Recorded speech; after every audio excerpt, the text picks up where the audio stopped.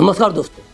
एक तरफ भगवान राम लला की मूर्ति हो और दूसरी तरफ आपका प्यारा सा बच्चा, और एक माँ से कोई ये पूछे कि कौन है तुम्हारा राम लला, तो वो क्या जवाब देगी? स्वाभाविक सी बात है कि वो अपने बच्चे की तरफ इशारा करेगी, क्योंकि उसके बच्चे में राम लला विराजमान है। क्योंकि राम घट घट में है, राम सबके हैं। कहा भी गया है, हम में तुम में खड़क कम में सब में है भगवान। तो भला एक माँ का बच्चा कैसे इससे अछूता हो सकता है? लेकिन क्या हो जब एक माँ के बच्चे को ही कोई चुरा ले जाए, कोई बच्चा चाइल्ड ट्रैफिकिंग का शिकार बन जाए।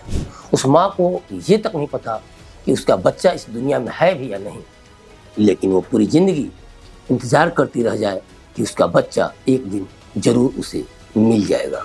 आज देश का शायद ही कोई ऐसा कोना हो जहाँ एक माँ का रामलला बाल तस्करी का शिकार नहीं हो रहा हो। बाल तस्करी मानवाधिकार उल्लंघन का सबसे जघन्यतम रूप है। खुद केंद्र सरकार कह रही है कि पिछले 5 सालों में देश भर से 2,75,125 बच्चे गायब हुए हैं, जिनमें 2 लाख से ज़्यादा बच्चियां हैं। ये आंकड़े देश की हर माँ को डरा रहा है, जिनकी सुबह ही रामलला की आरती से होती है।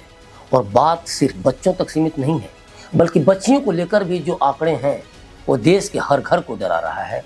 उस देश में जहाँ बच्चियों को दुर्गा और लक्ष्मी का अवतार माना जाता है, जहाँ नवरात्रि में उन बच्चियों का पैर पूजन होता है, और उस देश में पिछले 5 साल में 2,12,825 बेटियों का कुछ पता नहीं कि वो कहाँ गायब हो गई। और सबसे बुरा हाल है उत्तर भारत के राज्यों का, जहाँ से 5 साल में 51,495 बच्चे लापता हो गए। हरियाणा के हिसार से भाजपा सांसद हैं ब्रिजेंद्र सिंह, जिन्होंने लोकसभा में यह मुद्दा उठाया था। महिला एवं बाल विकास मंत्रालय ने 1 जनवरी 2018 से 30 जून 2023 तक का डाटा सदन के पटल पर रखा।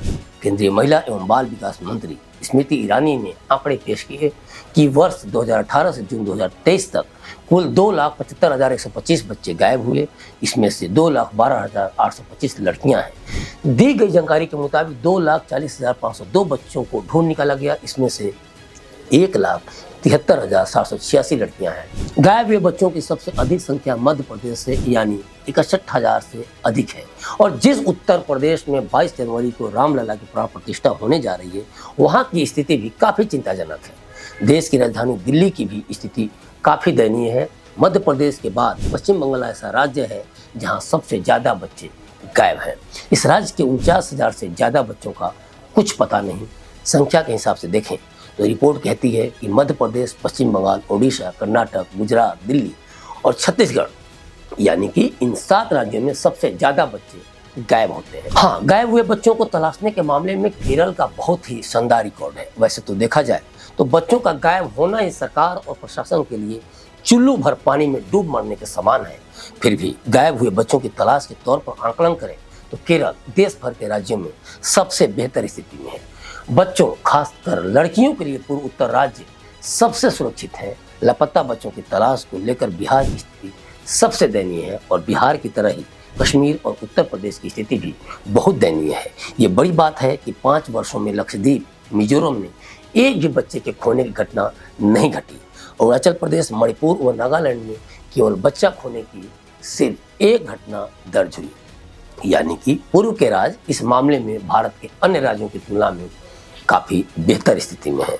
एक दौर वो भी था जब बाल गुमशुदगी रिपोर्ट दर्ज तक नहीं होती थी। चाइल्ड राइट्स एक्टिविस्ट कहते हैं कि 13 साल पहले तक बच्चों के गायब होने पर मुकदमा दर्ज करने का कोई प्रावधान नहीं था। जब FIR दर्ज नहीं हो सकती थी तब बच्चे का गायब होना अपराध ही नहीं माना जाता था।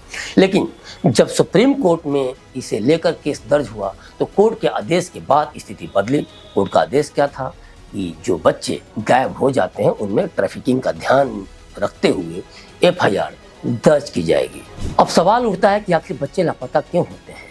तो एक तो ये विरोध करने की स्थिति में नहीं होते। बड़ों की तुलना में निरीह बच्चों को पकड़कर ले जाना नर पिशाचों के लिए बहुत आसान होता है।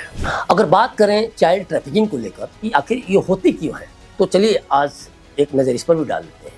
बच्चों के गायब होने के पीछे ये भी एक बड़ा कारण है कि बच्चों को अगवा कर उनके बॉडी पार्ट बेच दिए जाते हैं, और ऐसा करने वाले गिरोह भी हैं जो नर पिशाच बनकर ये कुकृत्य करते हैं। हरियाणा जैसे राज्यों में लड़कियों की तस्करी कर भी लाया जाता है। एक दूसरा कारण है बच्चों को गायब होने के पीछे, ताकि बाल विवाह कराया जा सके। क्योंकि इन राज्यों में स्त्री की तुलना में पुरुषों की संख्या ज़्यादा है और ये एक बड़ा कारण है इस राज्य में तस्करी करके लड़कियों को लाने का, ताकि पुरुषों की शादी करवाई जा सके। एक अन्य कारण है, अगर आज बच्चे गायब हो रहे हैं तो इसके पीछे, और वो है कि बच्चों को होटल वगैरह पर काम करने के बदले कम पैसे देने होते हैं, या कई जगह तो पैसे तक नहीं देने होते और बस 2 टाइम का खाना दे देते हैं, और वो भी भरपेट नहीं। क्योंकि ऐसा कभी होता है कि बच्चों को भरपेट खाना वो देते हैं और देखा जाए तो बच्चों को भूखा ही रखते हैं, या फिर डरा धमकाकर उनसे अधिक से अधिक काम लिया जाता है, और ये इसीलिए इनके सॉफ्ट टारगेट बन जाते हैं। गायब होते बच्चों के पीछे एक बड़ा कारण ये भी है कि उनका सेक्सुअल अब्यूज, या कह सकते हैं कि उनसे गलत काम कराया जाता है, जो जघन्यतम अपराध की श्रेणी में आता है और जिसे लेकर कानून में सख्त सजा का प्रावधान भी है। झारखंड, बिहार और उड़ीसा जाकर कुछ दलाल बच्चों के माँ बाप को यह कहते हुए भी बला फुसलाकर उनसे उनके बच्चों को ले आते हैं कि आपका बच्चा 1-2 घंटे काम करेगा और उसके बाद पढ़ाई करेगा, इसके बदले वो उसे अच्छा खाना, कपड़ा और पैसा देंगे। इस तरह का वो प्रलोभन देते हैं। दलालों के झांसे में आकर गरीब माता पिता अपने बच्चों को उनके साथ भेज देते हैं, और यही दलाल बाद में उन निरीह बच्चों को बाल मजदूरी या कुछ अन्य गलत कामों में धकेल देते हैं। ये भी एक बड़ा कारण है गायब होते बच्चों के पीछे। पैसों की लालच में बच्चियों को वेश्यावृत्ति के लिए बेच दिया जाता है, ये भी एक बड़ा कारण है बच्चियों के गायब होने के पीछे।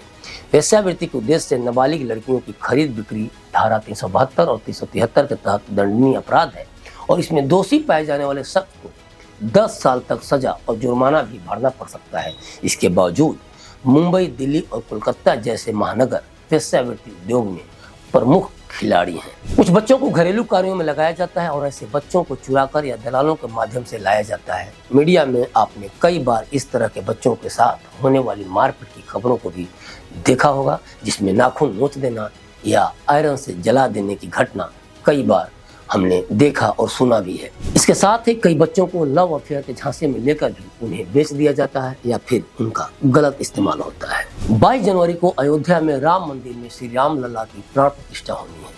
पूरे देश को खुशी है, लेकिन क्या उन घरों में भी खुशी होगी जिन घरों से एक माँ के राम लला आज तक गायब है?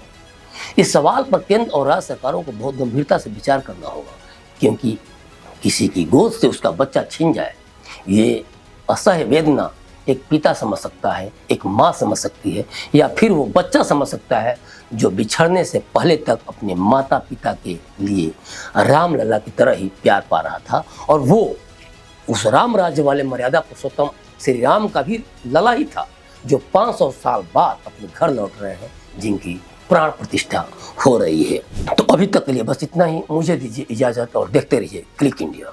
शुक्रिया।